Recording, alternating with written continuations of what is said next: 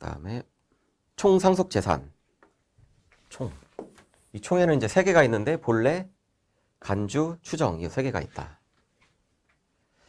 본래는 뭐 말 그대로 그냥 눈에 확인되는 거예요. 이거 뭐 은행 통장 잔액이라든지 뭐 부동산 가치 눈에 완전히 명확하게 객관적으로 확인되는 재산을 본래 상속 재산이라고 하고, 그러니까 국세청에서 요 3개 재산을 다 합해가지고 이제 상속 재산으로 본다라는 거죠. 간주 상속 재산은 뭐냐면은 할아버지가 원래 이제 돌아가실 때 원래 재산이 있고 거기다가 보험금을 사망보험금으로 한 5억을 또 남기고 돌아가셨어요. 그럼 이 보험금도 이제 상속 재산에 당연히 포함이 되겠죠. 그리고 할아버지가 요즘 그런 사람들 많아요. 나이 70에도 회사 중소기업을 CEO로서 운영하시는 분들이 굉장히 많아요. 보니까 그래요. 그래서 어쨌든 나이 먹고 이제 회사에서 퇴직금을 받아야 되잖아요. 퇴직금을 예를 들어서 7억을 받아야 된다. 근데 퇴직금을 받아야 되는데 이제 열심히 일을 하다 사망하신 거예요. 그럼 회사에서 이제 며칠 뒤에 퇴직금을 주겠죠. 사망 이후에 며칠 뒤에 퇴직금을 줄 건데 이 퇴직금도 사망 재산에 포함이 된다. 그래서 본래에다가 보험금하고 사망보험금하고 퇴직금도 상속 재산에 간주 상속 재산이라는 영역에 집어넣어가지고 이것도 포함을 시키고, 그 다음에 추정 상속 재산이라는 게 있는데 그 다음 페이지에 설명할게요. 추정 상속 재산은 뭐냐면 상속 개시일 전 처분한, 인출한 재산가액이나 혹은 갑자기 채무를 발생시켜요. 채무 부담액이 재산 종류별로 1년 내 2억 이상이거나 2년 내 5억 이상인 경우로서 사용처가 불분명한 것. 자, 이거는 쉽게 말하면은 장난질을 방지하기 위해서 나온 거죠. 장난질 방지.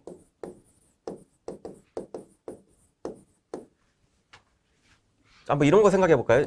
재산이 할아버지가 30억이 있는데 30억 이 상태로 그대로 돌아가시면 상속세가 많이 나올 것 같아요. 그래서 상속세를 조금이라도 줄여보자 해가지고 이 중에 한 4억을 갖다가 인출을 해가지고 금고, 이제 강원도 별장에 있는 금고 혹은 마늘밭에다가 묻어놔요.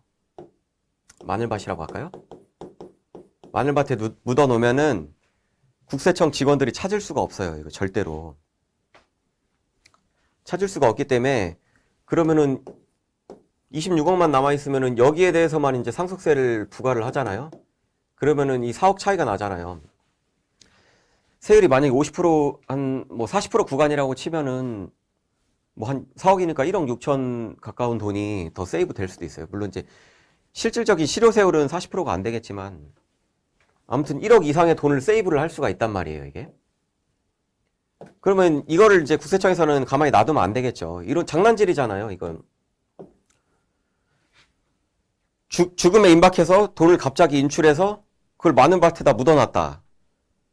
그래서 상속재산에 포함되지 않았는데 이걸 이런 장난질을 인정해주면 안 되니까 만든 제도가 이제 추정 상속재산이라는 제도인데, 상속 개시일 여기 보면은 1년 내 2억, 2년 내 5억 이상인 경우로서, 이 로서는 엔드예요. 엔드 항상 이 개념이. 로서는 엔드라는 개념이에요. 이상인 경우로서 그 용도가 불분명한 것. 예를 들어서 일단 첫 번째는 이 4억을 만약에 사망하기 3년 전에 인출을 해가지고 마늘밭에 묻어놨다. 요거 법적으로 과세할 수 없습니다. 이거는 상속세에 포함시킬 수 없어요. 이거. 그래서 이거는 좀 가령 내가 진짜 튼튼한 금고를 갖고 있고 강원도의 별장이 보안이 아주 철저해요. 내 별장이. 그러면 거기다 금고 하나 놓고 사망하기 3년 이전에 돈을 인출해서 집어넣으면은 막말로 상속세 안 나올 수 있어요. 이거는 법적으로 그렇게 되어 있어요, 지금. 근데 아버지가 3년 뒤에 돌아가실지 4년, 2년 뒤에 돌아가실지 모르니까 문제죠, 그게. 그래서 만약에 그러면은 이게 1년 내 1년 내 3억이라고 가정을 해볼까요? 1년 내 3억이라고 한번 가정을 해볼게요. 자, 사망학이 1년 전, 뭐 몇 달 전이라고 할게요. 이때 3억을 인출을 했어요. 통장에서 인출된 내역이 있는데 국세청에서 이제 세무조사 나와서 물어보는 거예요. 야, 3억 통장에서 인출된 내역이 있는데 너 이거 어디다 썼어?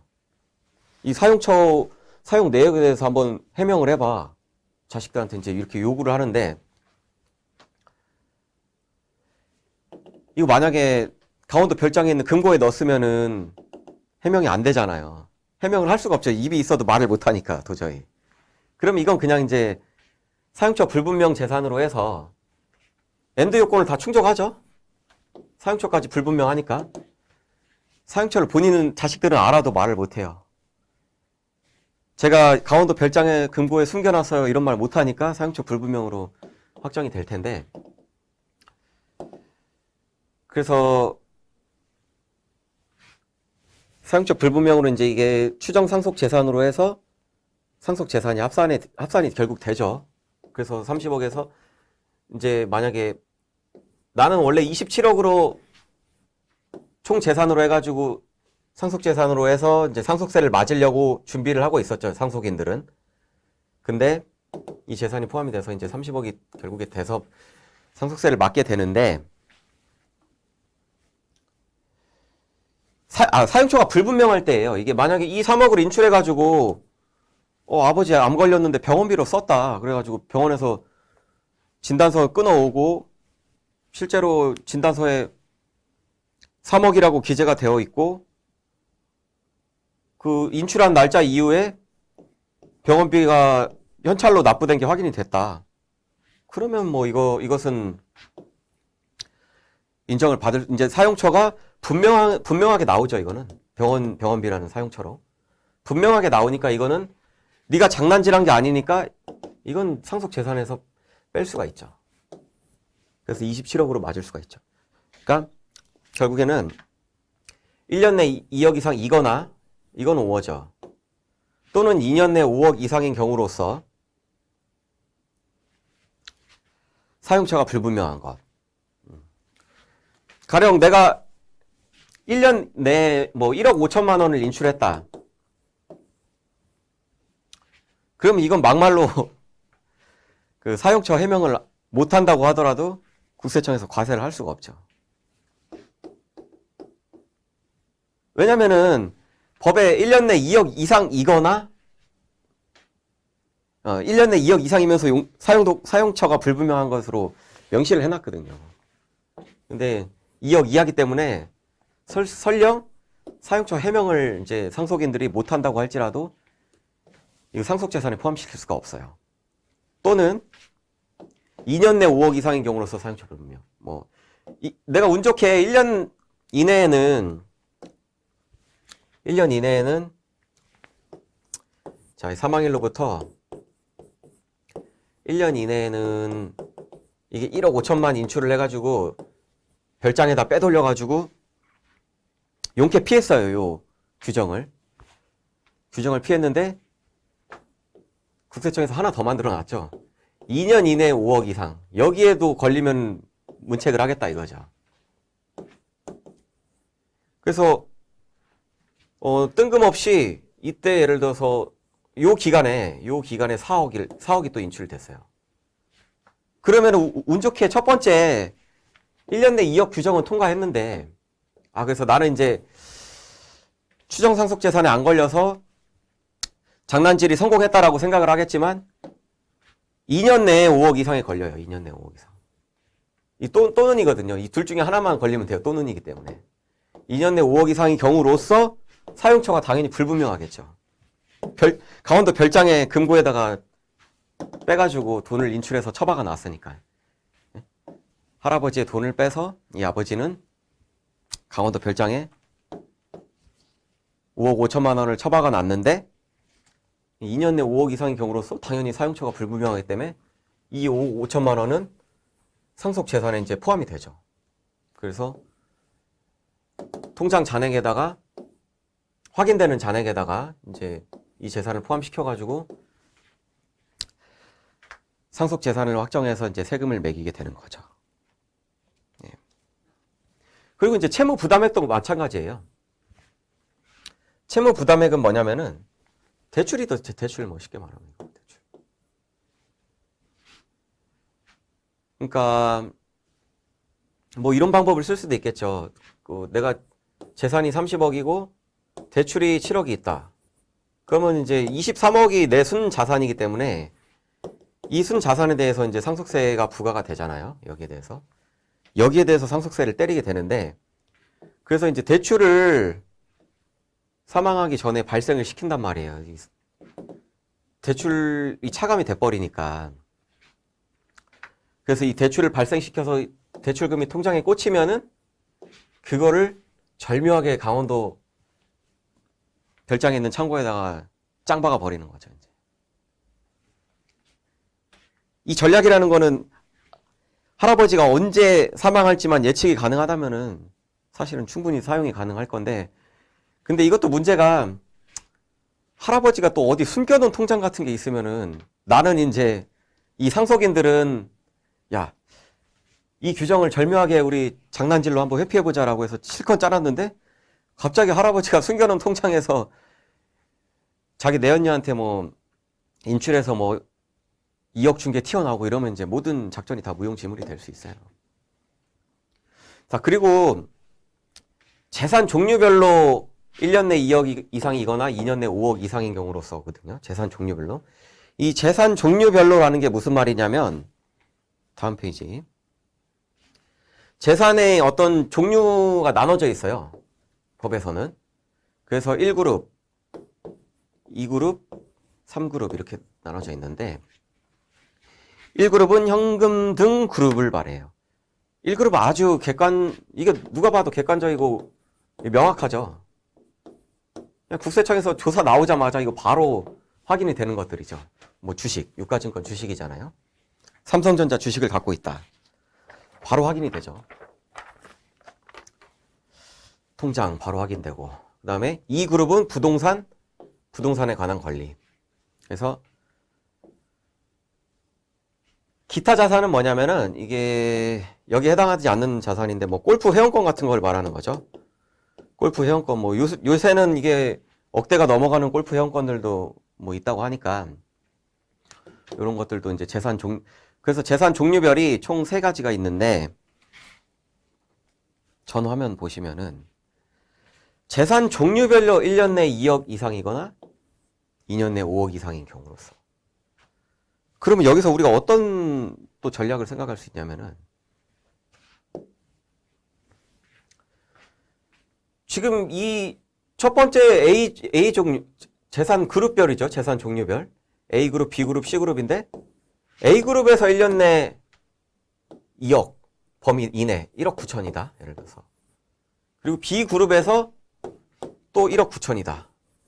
C그룹에서 1억 9천이다.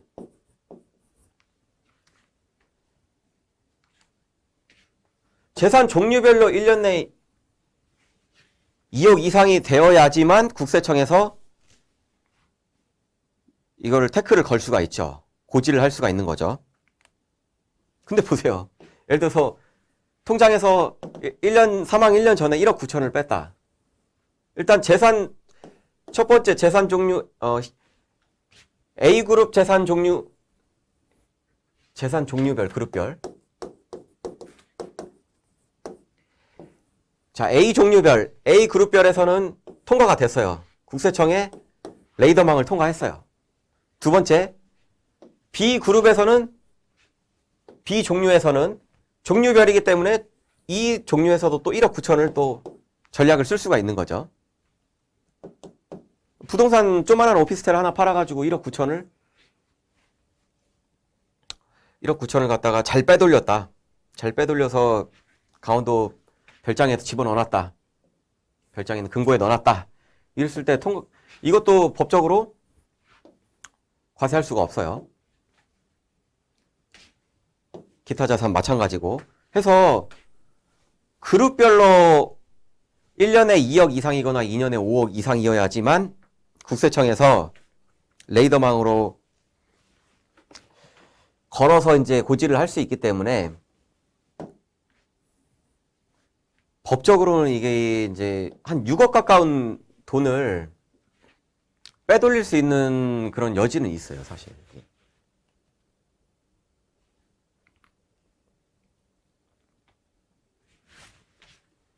재산 종류별이기 때문에 재산 종류별. 재산 그룹별이란 얘기죠. 재산 그룹별. A 종류, B 종류, C 종류. A 그룹, B 그룹, C 그룹. 이 그룹별로 각각 저 숫자 규정을 적용해서 장난질이 가능하다, 이거는. 장난질이. 국세청 입장에서는 뭐 아주 화가 날 노릇이지만 납세자 입장에서는 전략이 될 수도 있는 거죠. 자, 그래서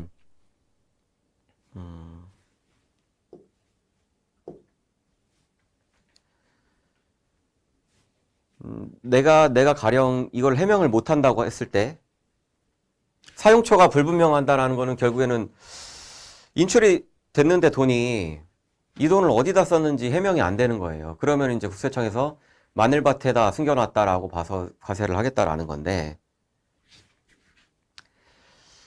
근데 과연 여러분들 이 금액 전액을 갖다가 세금을 매기겠다라면 이게 좀 합리적인가요? 불합리하죠, 불합리해. 왜냐면은 아니 자식들이 그 부친이 사망을 했는데 부친이 그 돈을 어디다 썼는지 일일이 다 해명을 해야 되는데 그게 100% 해명이 가능하겠냐고요.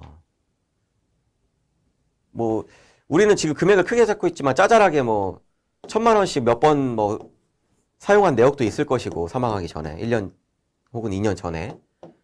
그러면 그런 내역들을 하나하나 다 확인을 할 수가 없잖아요, 자식들이. 분명히 해명이 안 되는 부분들이 있어요, 이게. 그렇기 때문에 이 과세를 할 때는 우리가 해명이 안 되는 미소명 금액을 다 상속재산에 집어넣을 수는 없어요. 다 집어넣을 수는 없고 조금 빼요. 조금 차감을 해가지고 차감을 해서 이제 이 금액을 상속재산에 합산을 시켜버리는데, 얼마만큼 차감을 하냐면은 이 앞에 민을 붙이고 이제 미소명 금액 이 금액 있죠? 이 금액하고 이 금액의 20%하고 2억